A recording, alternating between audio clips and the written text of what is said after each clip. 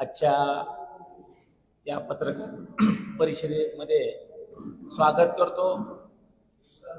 आपल्या सर्वांचं धन्यवादही देतो की सध्या जिल्हा परिषदची निवडणुकीच्या धामधुमीमध्ये आपण खऱ्या अर्थानं जिल्ह्याच्या विकासाच्या अनुषंगानं या निवडणुकीच्या बातम्या देत आहात आणि अशा धावपळीच्या वेळेतही आपण वेळात वेळ काढून आमचे नेते मित्र संस्थेचे उपाध्यक्ष माजी मंत्री आमदार राणा जगजितसिंह पाटील साहेब यांच्या पत्रकार परिषदेसाठी उपस्थित आहात. आज दोन विषयाच्या अनुषंगानं ही पत्रकार परिषद आयोजित केली आहे. कालच महाराष्ट्राचे महसूल मंत्री आदरणीय चंद्रशेखर बावनकुळे साहेब आले होते. त्यांच्या प्रमुख उपस्थितीत आणि महिलांच्या प्रमुख उपस्थितीमध्ये महायुतीचा ग्रामीण आपल्या धाराशिव जिल्ह्याच्या जाहीरनामा जिल्हा परिषदेच्या निवडणुकीच्या अनुषंगानं कालच प्रकाशित करण्यात आलेला आहे. त्या संदर्भात व अर्थसंकल्पाबाबत आदरणीय राणादादा आपल्याशी संवाद साधणार आहेत. मी आदरणीय राणादादांना विनंती करतो की आपण सर्व पत्रकार बांधवांशी संवाद साधावा.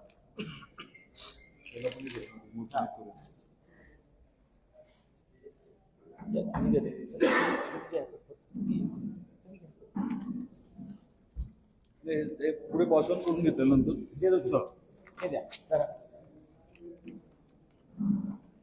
काही जण असे जरा केलं असे जरा तुम्ही असं धरा, तुम्ही असं धरा, मी तसं धरतो, तुम्ही असं धरा. हा, मी असं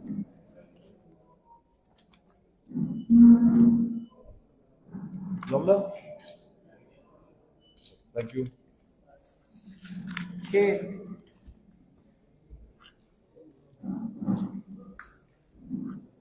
कोण आहे आपले? नमस्कार. आपल्याला दोन विषयांच्या बाबतीमध्ये थोडंसं इंडिपेंडेंट बोलायचं होतं. पहिला विषय म्हणजे आपला जो वचननामा आहे जिल्हा परिषद पंचायत समिती निवडणुकीच्या अनुषंगाने भारतीय जनता पार्टी आणि महायुती म्हणून आपण काही महत्त्वाच्या विषयांच्या बाबतीमध्ये अभ्यास करून आदरणीय देवेंद्रजी फडणवीस साहेब ज्या पद्धतीने आपल्या राज्याचं नेतृत्व करत आहेत आणि ज्या पद्धतीने शासनाच्या माध्यमातून जनतेची सेवा तंत्रज्ञानाचा योग्य वापर करून सुलभतेने करण्याचा प्रयत्न करतायत, त्याचं अनुकरण आपल्या येणाऱ्या जिल्हा परिषद आणि पंचायत समितीच्या कामकाजामध्ये प्रत्यक्षात आणण्याच्या हेतूने आम्ही 10 विषय घेतलेले आहेत. पहिला विषय जो आहे तो लोकाभिमुख, प्रगत आणि पारदर्शक प्रशासन. याच्यामध्ये सगळं आलंच, पण महत्त्वाचं म्हणजे एआयचा वापर करून आणि व्हॉट्सॲपचा वापर करून शक्यतो नागरिकांना, ग्रामस्थांना जिल्हा परिषदेमध्ये चक्रा मारायची वेळ येऊ नये या अनुषंगाने आमचं नियोजन राहणार आहे. दुसरा विषय जो आहे तो आरोग्याच्या बाबतीत. आपल्याला कल्पना आहे की आरोग्य सेवा जी आहे ती आपण प्रत्येक गावात पोहोचवण्याचा निर्णय घेतला होता, त्याचं नियोजन झालं होतं. परंतु आता आपण संकल्प करतोय की ज्या गावांमध्ये आरोग्य सुविधा स्थायी पद्धतीने उपलब्ध नाहीये अशा गावांमध्ये दर महिन्याला एक सर्वरोग निदान शिबिराचा कॅम्प आवर्जून आपण घ्यायचा.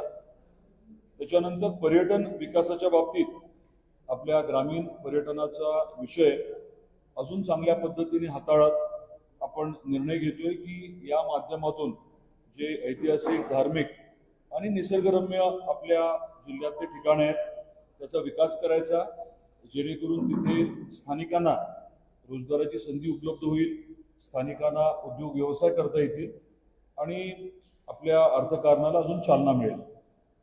महिला सक्षमीकरणाच्या बाबतीमध्ये बचत गट जे आहेत त्यांना अजून आर्थिकदृष्ट्या सक्षम करणं आणि जे उत्पादन त्यांचं असतं महिला बचत गटाच्या माध्यमातून झालेलं उत्पादन त्याला हक्काचं व्यासपीठ, बाजारपेठ उपलब्ध करून देणं आणि त्या पूर्ण मार्केटिंगच्या प्रक्रियेमध्ये हँडहोल्डिंग करण्याचा देखील आम्ही निश्चय केलेला आहे. सौर ऊर्जेवर आधारित आपल्याला छोटे का असेना वीज निर्मिती प्रकल्प घ्यायचे, जेणेकरून ग्रामीण भागात ग्रामपंचायतीची जी काही वीज बिलाची देणी असतात ती प्रलंबित राहू नये. वीज जनरेट करून पथदिवे असतील ग्रामपंचायतीचे किंवा ग्रामपंचायतीचं ऑफिस असेल, गरज पडली तर शाळेची इलेक्ट्रिसिटीची कॉस्ट, हे सगळं सोलरचे पॅनल लावून ग्रामपंचायतीच्या मालकीचे प्रकल्प करून त्यांचं वीज बिल शून्य करायचं, असा एक आम्ही निश्चय केलेला आहे. त्याचबरोबर शिक्षणाच्या बाबतीत अद्ययावत शिक्षण, याचा अर्थ बेसिकली असा झाला की नवीन जी आपली शिक्षण प्रणाली आहे NEP जी आहे, त्या नवीन पॉलिसीप्रमाणे आपण अभियान राबवणार आहोत आणि प्रत्येक शाळा डिजिटल, प्रत्येक जिल्ह्यात प्रत्येक गावातली शाळा डिजिटल करण्यावरती आपला भर राहील. याच्यासाठी CSRचा मोठ्या प्रमाणात आपण वापर करणार आहोत.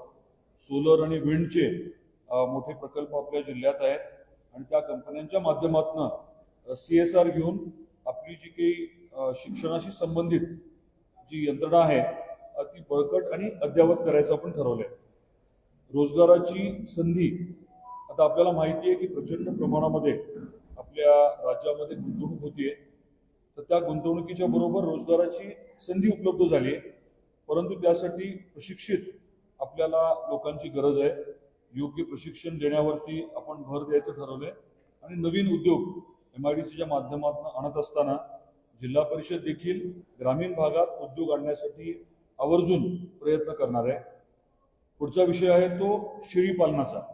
शेळीपालनाच्या बाबतीमध्ये आपण एक वेगळं अभियान राबवायचं ठरवलंय.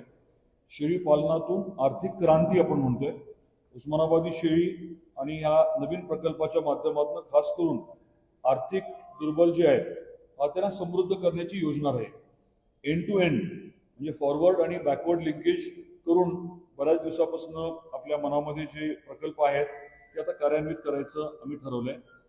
गाव तिथे पक्के रस्ते, शेत रस्ता, पानंद रस्ता आणि गाव अंतर्गत रस्ते हे व्यवस्थित करणं, सुधारणा करणं किंवा नव्याने करणं, याच्यावरती देखील आपला भर राहणार आहे.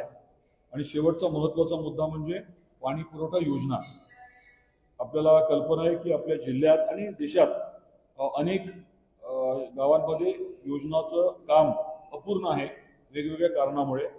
युद्ध पातळीवरती लक्ष देऊन या ज्या अर्धवट पाणी पुरवठ्याच्या योजना आहेत त्या पूर्ण करणं, त्याच्यामुळे खराब झालेले रस्ते दुरुस्त करणं, याच्यावरती देखील भर द्यायचा आपण ठरवलं.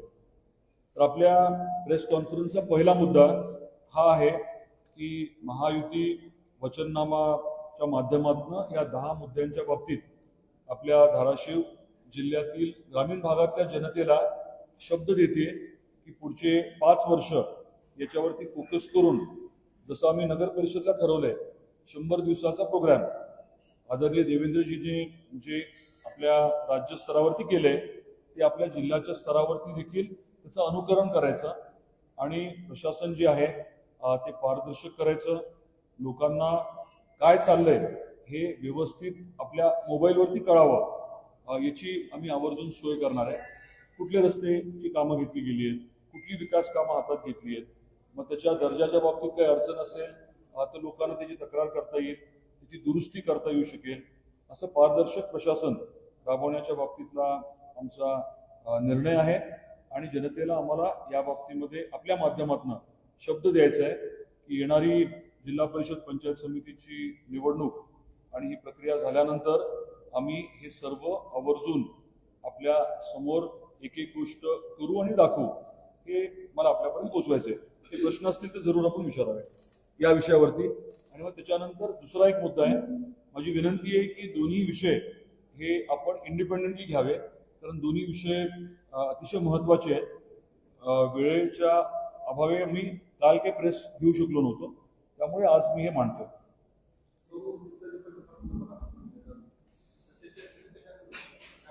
काय म्हटलं? सौर ऊर्जेच्या बाबतीमध्ये 2 गोष्टी आहेत. एक तर आपली ग्रामपंचायतीची इमारत किंवा ग्रामपंचायतीच्या मालकीच्या ज्या इमारती आहेत त्याच्यावरती रूफटॉप सोलर, आणि जिथे शक्य असेल, जिथे जागा उपलब्ध असेल, खास करून समजा गायरान जागा उपलब्ध आहे, तर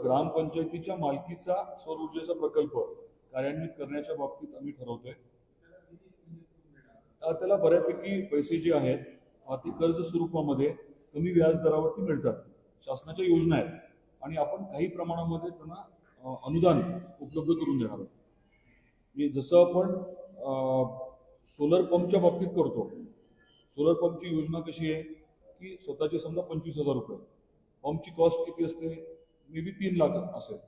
बाकीचे पैसे जे आहेत ते अशा पद्धतीने रेस होतात की शेवटी तो पूर्ण विषय फायनान्शियली वायबल राहतो. म्हणजे अर्थकारणाचा विचार केला तर तो प्रकल्प तोट्यात जात नाही. हो,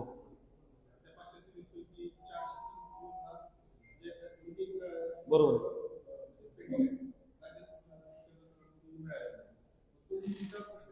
नाही, त्या बाबतीतच मुद्दा मी काय म्हटलंय, गावोगावी अपूर्ण असलेल्या योजना पूर्ण करण्यासाठी युद्ध पातळीवर काम करणार.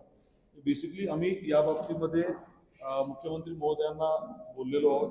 त्याच्या अनुषंगाने मुख्यमंत्री महोदयांनी केंद्र सरकारबरोबर संबंधित मंत्र्यांवर चर्चा केली आणि साधारण 15,000 कोटी रुपये हे आपल्याला पुढच्या नजीकच्या काळात अपेक्षित आहेत या योजना ज्या आहेत त्या पूर्ण करण्यासाठी. आपल्याला म्हणजे ते राज्याला म्हणतात.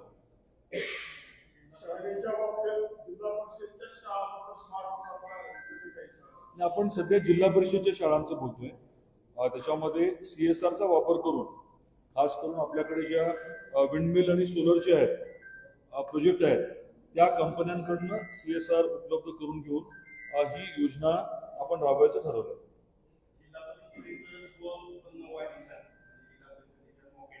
हो,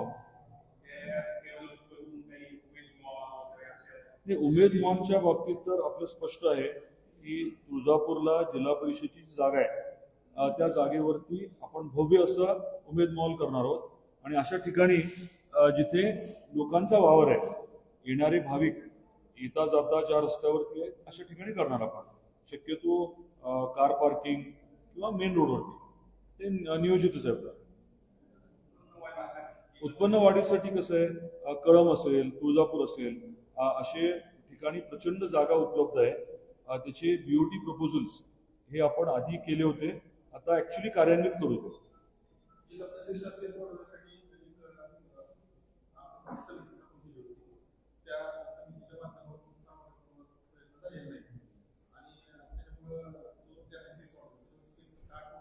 हो,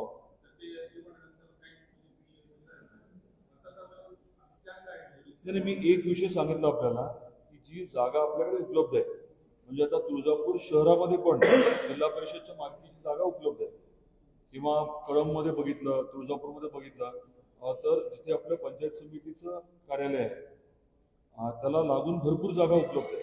तर त्याचं रिडेव्हलपमेंट करणं हा विषय नक्की आपण हाती घेणार आहोत.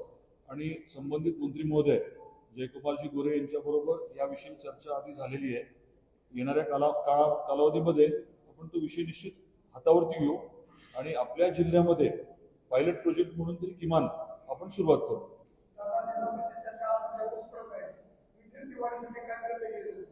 मी आपल्याला सांगितलं ना की अद्ययावत शिक्षण आता येणाऱ्या काळामध्ये आपण एक ठरवलंय की रोबोच्या माध्यमातून AIचा वापर करून सध्या त्याच्यावरती काम चालू आहे.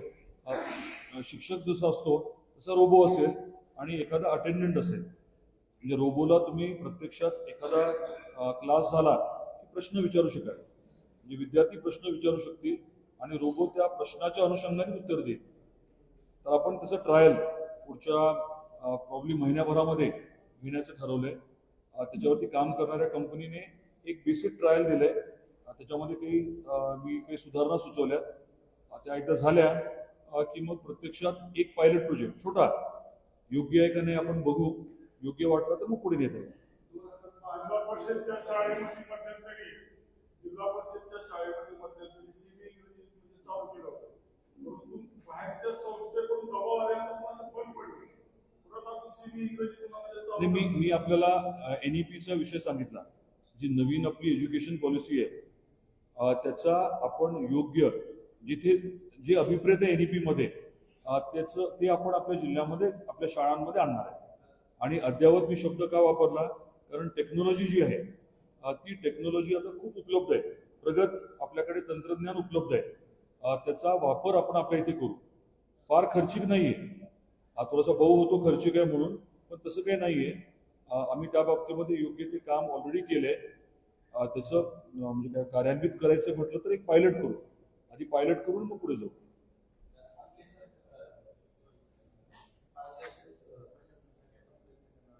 हो.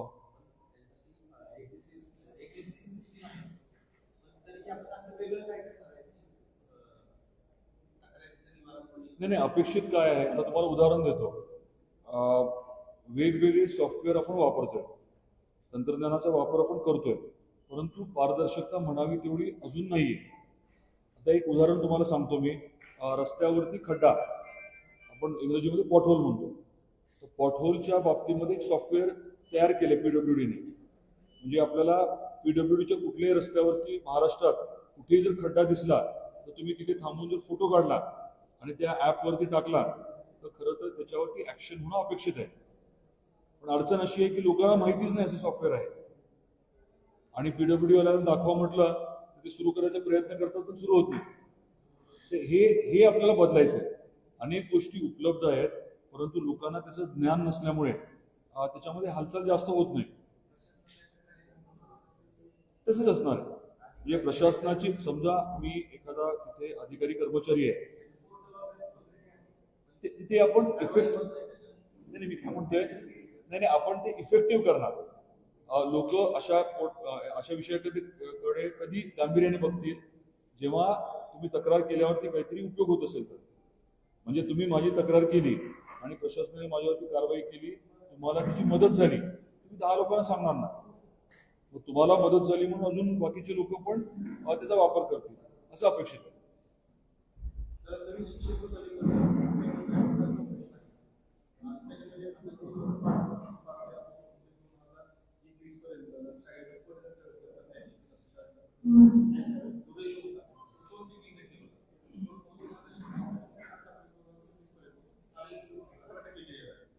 माझी विनंती काय आहे, ह्याच्या बारकाव्यामध्ये आपण थोडं नंतर जाऊ.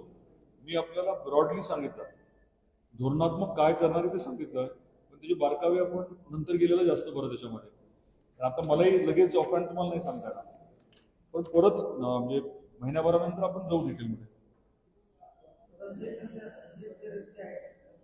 हो, नाही तर कालच बावनकुळे साहेब आले होते आणि त्यांनी स्पष्टपणे सांगितलंय की आपले शेत रस्ते, पानंद रस्ते याची अडवणूक वगैरे कुठे झाली असेल ते आता एक समिती गठीत करणार आहेत. संबंधित जे आमदार आहेत त्यांना त्या समितीचे ते अध्यक्ष करणार आहेत आणि बरेचसे अधिकार त्यांना देणार आहेत. उगाचच कोणी जर रस्ते अडवत असेल किंवा अशा जर तत्सम गोष्टी असतील तर त्या समितीला अधिकार द्यायचं ठरवलंय. आणि प्रचंड प्रमाणामध्ये लोकांच्या तक्रारी आहेत ज्या प्रलंबित आहेत त्या मार्गी लागतील जर अशी एम्पॉवर्ड कमिटी, अशी समिती जर त्यांनी दिली तर उपयोग होणार आहे. ठीक आहे, हा विषय जर साधारण आपला झाला असेल तर पुढच्या मुद्द्यावरती आपण जाऊया. विनंती हीच आहे की 2 वेगळ्या प्रेस कॉन्फरन्सेस झाल्यात असं आपण समजावं. ठीक आहे, ही प्रेस कॉन्फरन्स काल झाली होती, आता आजची प्रेस कॉन्फरन्स घेतो. आपल्या सर्वांना कल्पना आहे की केंद्रामध्ये अर्थसंकल्प जो आहे तो आपल्या पार्लमेंटमध्ये काय म्हणतात, नाही बजेट सादर झालं. म्हणजे आपल्या अर्थमंत्री जे आहेत, केंद्रीय अर्थमंत्री निर्मलाजी सीतारामन यांनी आपलं बजेट मांडलं आणि बजेटमध्ये तुम्ही बघितलं असेल की खूप वेगवेगळे विषय आलेले आहेत. आता बऱ्याच वेळेस काय होतं की बजेटचं आपलं तसं काही नातं आहे असं वाटत नाही. यावेळेसचं बजेट जे आहे ते महाराष्ट्रासाठी आणि आपल्या धाराशिवसाठी सुद्धा खूप महत्वाचं आहे. त्याचं कारण असं आहे की एकतर केंद्राकडनं आपल्याला टॅक्सच्या रूपाने राज्य म्हणून जे पैसे मिळत असतात त्याच्यामध्ये वाढ करण्यात आलेली आहे. टक्केवारी वाढली आहे आणि टक्केवारी वाढल्यामुळे आपल्याला साधारण 98,000 ऑलमोस्ट 1 लाख कोटी रुपये आपल्याला उपलब्ध होणार आहेत. ते 1 लाख कोटी आपल्याला जे उपलब्ध होणार आहेत त्याच्यामुळे स्वाभाविकच आहे की आपल्या जिल्ह्याला देखील येणारे जे काही पैसे असतात त्याच्यामध्ये वृद्धी होणार आहे. हा एक पहिला मुद्दा आपल्या समोर मांडायचा होता. दुसरा मुद्दा असा आहे की इन्फ्रास्ट्रक्चरवरती 12 लाख कोटी रुपये खर्च करण्याचं देखील अनाऊन्समेंट झालेली आहे. आणि त्याच्या माध्यमातून आपल्या भागामध्ये देखील रस्ते, पाणी, वीज हे जे इन्फ्रास्ट्रक्चरल विषय आहेत त्याला अधिकचे पैसे उपलब्ध होतील अशी अपेक्षा आहे.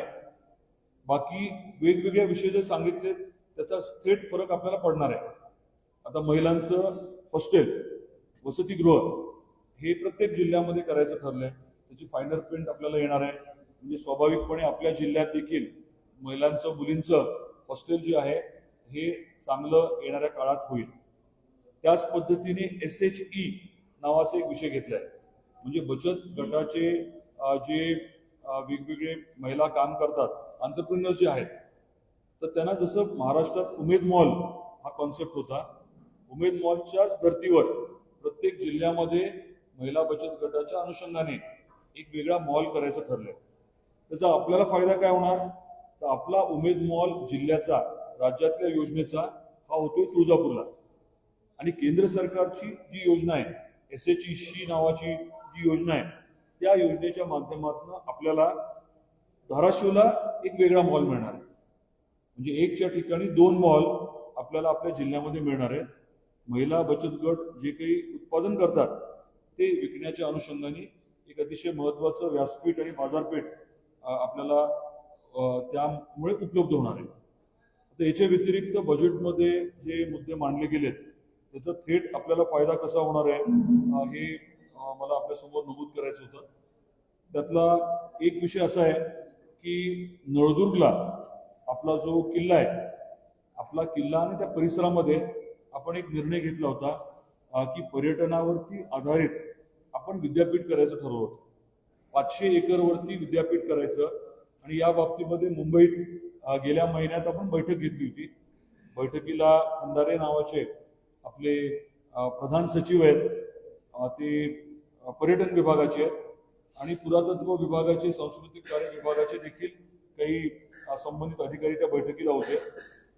ते आपलं नियोजन चालू होतं आणि त्या नियोजनाच्या बरोबरीने आता बजेटच्या भाषणामध्ये आपल्या वित्तमंत्री आहेत त्यांनी एक वेगळा विषय मांडलाय. तो म्हणजे देशामध्ये 5 युनिव्हर्सिटी टाउनशिप्स करायचे. युनिव्हर्सिटी टाउनशिप म्हणजे कदाचित आपल्याला विद्यापीठ टाउनशिपला काय म्हणायचं, वसाहत. एक्झॅक्ट ट्रान्सलेशन म्हणजे वसाहत असतं. परदेशामध्ये विद्यापीठाचे छोटे शहर असतात. तर ती संकल्पना मांडण्यात आलेली आहे. आता आपण काय म्हणतोय की आपल्या देशामध्ये पर्यटन विद्यापीठ नाहीये. पहिलं पर्यटन विद्यापीठ जे आहे ते आपल्याला नळदुर्गला करायचंय आणि तेही किल्ल्याच्या परिसरामध्ये.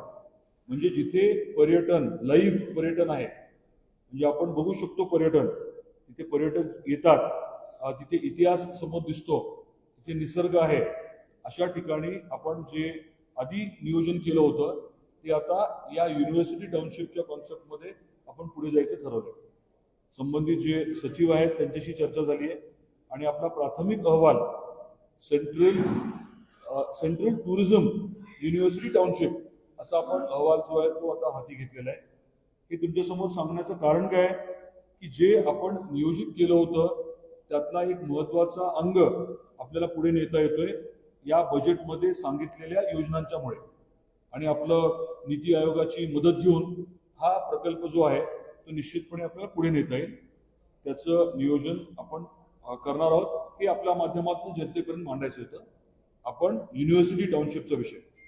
दुसरा मुद्दा काय की याच बजेटमध्ये जे लाईव्ह एक्सकवेशन म्हणजे पुरातत्व विभागाच्या माध्यमातून जे उत्खनन केलं जातं आणि उत्खननाचं काम चालू असताना जर पर्यटकांना ते बघता आलं, अभ्यासकांना बघता आलं, म्हणजे खाली उत्खननाचं काम चालू आहे, वरती गॅलरी आहे, त्या गॅलरीमध्ये बसून किंवा उभं राहून मला जर प्रत्यक्षात पुरातत्व विभाग करत असलेलं उत्खनन बघता आलं तर त्याला आपण लाईव्ह आर्किओलॉजिकल डिग म्हणतो. असा प्रकार वडनगर जे आहे मोदी साहेबांचं जन्मगाव, तिथे 1 एकरवरती असा एक प्रकल्प राबवला जातो. आणि तुम्हाला सांगताना मनापासून आनंद वाटतो की तसाच प्रकल्प आपल्या तेरमध्ये आपण राबवायला सुरुवात केली आहे. त्याला 12-13 कोटी रुपये मंजूर आहेत. कोट टेकडीला आपण हे करायचं ठरवलं होतं. त्याची काही थोडीशी लिगल प्रक्रिया आता सध्या चालू आहे. पण त्या कोट टेकडीला जे लाईव्ह आर्किओलॉजिकल डिग होता त्याच अनुषंगाने काल म्हणजे परवाच्या दिवशी आपल्या फायनान्स मिनिस्टर आहेत त्यांनी हा मुद्दा पुढे घेतलाय की लाईव्ह आर्किओलॉजिकल डिगचे 15 ठिकाणं जे आहेत ते पूर्ण आपल्या देशामध्ये ते हाती घेणार आहेत, त्याचं डेव्हलपमेंट. आणि तुम्हाला हे माहिती आहे की तुळजापूर तेर हा आवर्जून आपण एक पूर्ण कॉन्क्रीट सिमेंट कॉन्क्रीटचा रस्ता घेतलाय. 1.5 कोटी भाविक जेव्हा तुळजापूरला येतात त्यांना तेरचं एवढं माहिती नसतं. तेरचं महत्व हे लाईव्ह आर्किओलॉजिकल डिग म्हटलं की तेच पर्यटक जे भाविक आहेत ते पर्यटक म्हणून अभ्यासक म्हणून तेरला येतील आणि तत्सम प्रकारची डेव्हलपमेंट करण्याच्या अनुषंगाने हा देखील एक महत्वाचा विषय जो बजेटचा आहे, परंतु थेट त्याचा फायदा आपल्या धाराशिवला होणार आहे.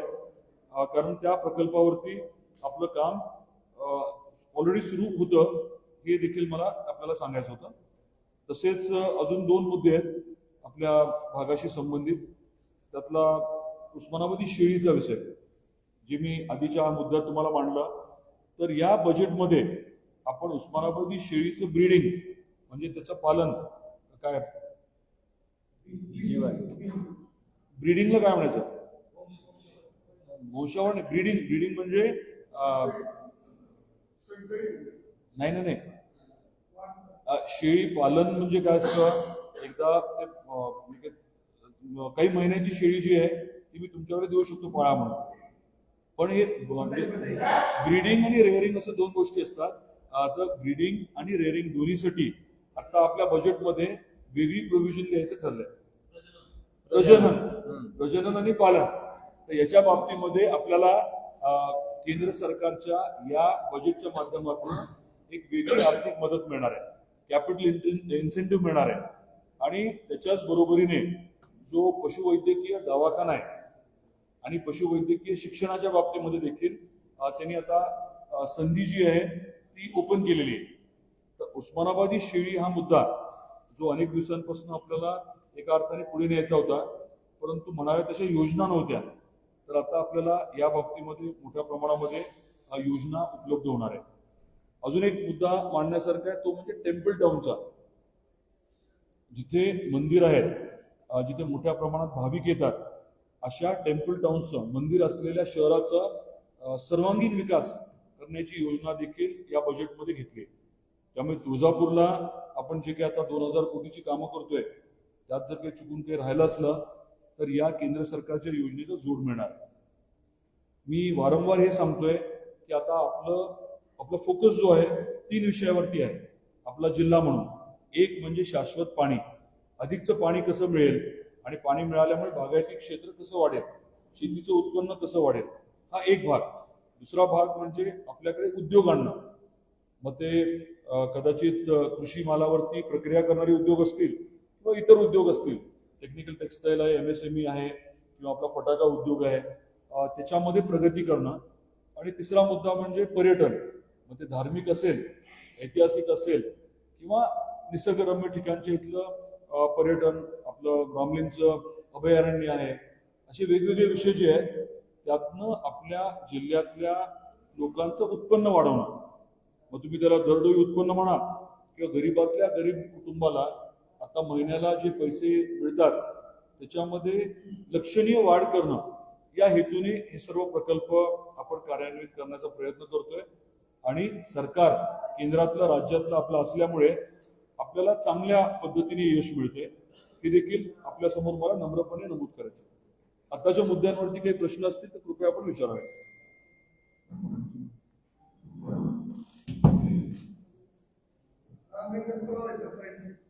रामलिंगचं पहिलं 6 कोटीचा विषय जो आहे या DPC मध्ये आपण घेतलेला आहे. त्याची टेंडरिंग प्रोसेस जी आहे आचारसंहिता संपल्यानंतर लगेच सुरू होईल.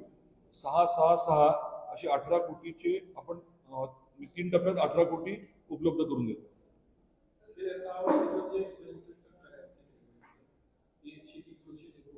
कशाचं म्हटलं? हो हो.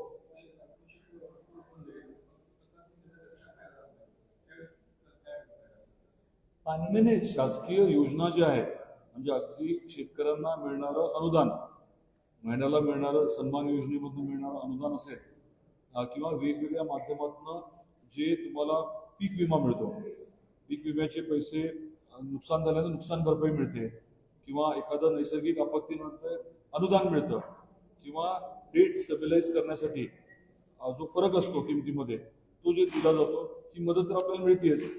पण आता सरकारचा फोकस जो आहे तो मेकॅनायझेशनवरती आहे, फार्म मेकॅनायझेशन, आणि त्याच्यामध्ये बऱ्याच गोष्टी घडत आहेत. आता ड्रोनचा वापर, एआयचा वापर, या गोष्टी त्याचा फायदा झालेलाच आहे आपल्याला. अजून तुम्हाला प्रकट स्वरूपामध्ये पुढच्या काळात दिसेल नक्की, कारण त्याच्याबद्दलचं नियोजन चांगलं झालेलं आहे. शेतरस्ते ही योजना जी आहे ती शेवटी केंद्र सरकारच आपल्याला पैसे देतं बरेचसे, आणि त्या माध्यमातून राबवतो आपण. मध्यंतरी भक्ती मार्ग जो आहे तो एक सुलभ मार्ग केला होता. हो, तो मार्ग परत आपण नवीन हा मार्ग करणार एक कोटी सिविक मार्ग करणार. नाही 300 कोटी साधारण खर्च करून तेर तुळजापूर या रस्त्याचं आपण काम सुरू केलंय, त्याचं बोलतोय मी. म्हणजे 20-25 मिनिटांमध्ये तुळजापूरून तेरला जातं हे काम. मला वाटतं अजून एक वर्षभरात संपून जाईल. पूर्ण सिमेंट रस्ता आहे. आणि आपलं पालखी मार्ग जो आहे तो वेगळा विषय. आपली पालखी काकांची जी पंढरपूरला जाते तो एक वेगळा विषय घेतो आपण.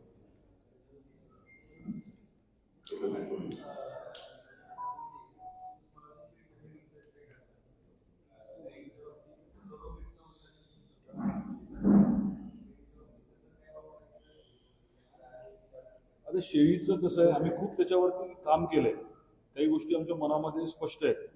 फक्त एवढंच आहे की शासकीय योजना स्पेशल अशी नव्हती. आता आपल्याला या माध्यमातून केंद्राचीच मदत डायरेक्ट मिळणार.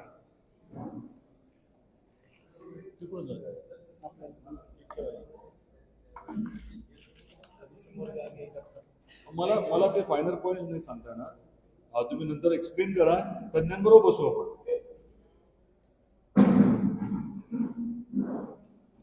ठीक आहे.